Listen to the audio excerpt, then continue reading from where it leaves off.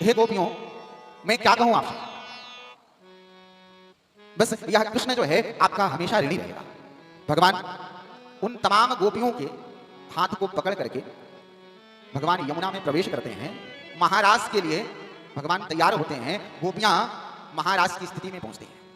यह बात भगवान भोलेनाथ को पता चलता है। कैलाश में देवपत्नियां महाराज में आ रही हैं। भगवान भोलेनाथ ने भी माता पार्वती से कहा कि देखो महाराज ने मैं भी जाऊंगा। माता पार्वती ने कहा देखो वहां पे पुरुषों का प्रवेश नहीं है, केवल महिलाएं ही महाराज में प्रवेश करेंगी। भोलेनाथ ने कहा कि देखो मैं भी साड़ी पहन लेता हूं, आपकी तरह मैं भी चलने का प्रयत्न करूंगा। भोलेनाथ भी साड़ी पहन करके घूंघट निकाल करके तैयार हो गए।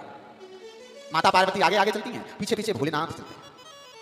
अब शास्त्र कहता है कि पुरुष जो है केवल 65 प्रकार से चलता है, लेकिन महिलाएं 345 प्रकार से चलती हैं। अब भगवान भोलेनाथ ने सब कुछ तो कर लिया, लेकिन महिलाओं की चाल कहां से वो लेके आएंगे? तो माता पार्वती जो पैर आगे रखती हैं, उसी पैर के निशान पर रख करके भोलेनाथ चलने का प्रयत्न करते हैं। महाराज में भगवान भोलेनाथ दर्शन करने के लिए पहुंच रहे हैं। समस्त देवांगनाएं पहुंच रही हैं। आइए हम और आप भी अपने शब्दों के साथ महाराज में प्रवेश करते हैं और भगवान श्याम सुंदर का दर्शन करते हैं। एक बार भोले से कहा कि जरा देखो तो ये सखी कौन से गांव से आई है, जरा पता करके तो देखो। ललिता सखी ने जैसे ही भोलेनाथ का घूंघट उठाया तो भोलेनाथ की बड़ी बड़ी मूछें और दाढ़ी। ललिता सखी ने कहा कि देखो ठाकुर, ये सखी जो है ये बरसाने की नहीं है, ये नंदगांव की नहीं है, ये वृंदावन की नहीं है, ये सखी तो कैलाश से आई है। भगवान ने महादेव को दर्शन दिया और उसी समय महादेव गोपेश्वर के रूप में वृंदावन में विराजमान हो गए। बोलिए गोपेश्वर महादेव की जय हो। भगवान समस्त ब्रजबामाओं के साथ में महारास करते हुए सबके मनोरथ को पूर्ण किया। कामदेव भगवान से युद्ध करने के लिए आया, भगवान ने कामदेव को पराजित किया है। उत्तम भयन रतिपतिम रमयान चकार। भगवान समस्त ब्रजबामाओं के मनोरथ को पूर्ण करते हैं। बोलिए वृंदावन बिहारी लाल की जय हो। योग माया का भगवान ने सम्मरण किया है। समस्त गोपियों को भगवान उनके घर जो जैसी स्थिति में थी, भगवान ने सबको वापस वैसे घर छोड़ दिया। ब्रज में सभी बड़े आनंद के साथ भगवान श्याम सुंदर की सन्निधि में रहते हुए ब्रज का आनंद ले रहे हैं। मथुरा में कंस मंत्रणा करता है। उससे यह पता चल गया कि मेरे द्वारा भेजे गए जितने भी असुर थे उन सबको मारने वाला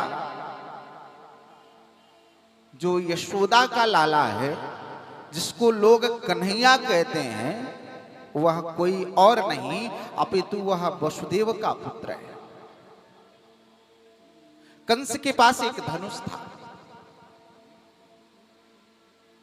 और वह धनुष जब कंस के पास था तो उससे यह वरदान मिला था कि जिस दिन जो व्यक्ति इस धनुष को तोड़ देगा, समझ लेना वही तुम्हें मारेगा। प्रत्येक वर्ष कंस यज्ञ करता था, उस धनुष की पूजन करता था। धनुष यज्ञ का कंस ने आयोजन किया।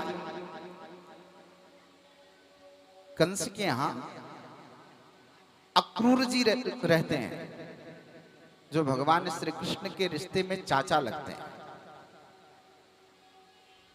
अक्रूर जी को बुलाया है कंस ने, उनसे मंत्रणा लिया है और कहा कि अक्रूर जी आप जा करके गोकुल में नंद भवन से कृष्ण और बलराम को लेकर के आप इस मथुरा इस धनुष यज्ञ में लेकर के आइए।